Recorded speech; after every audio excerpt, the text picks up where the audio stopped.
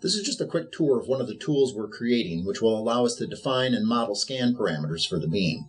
The upper left section, we define what the shape is of the raster pattern and some parameters to control that.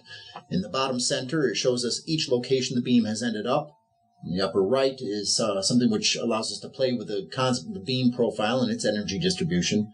And it all comes together in the display in the bottom right, showing you how the beam is actually distributing power over the scanned area.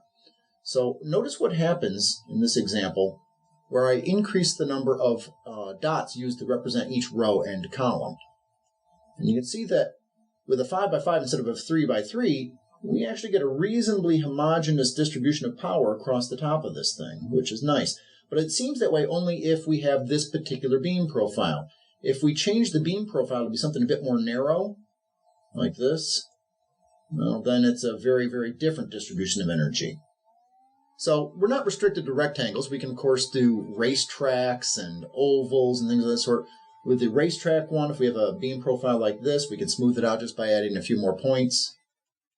Make it nice and smooth, as you see here.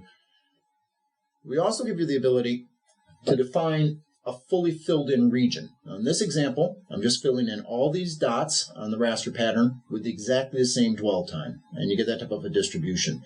But we have control over the dwell at each location on a point-by-point basis.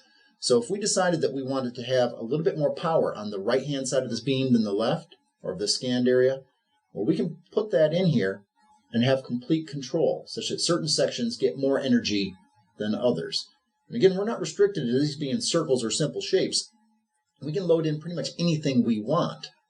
So in this example, suppose we want a shape like that. Now, right now, I'm loading these in from a graphics file, but the intent is that the energy distribution of the beam will be controlled algorithmically as a result of the scans that we do and taking measurements along the way. Thank you very much.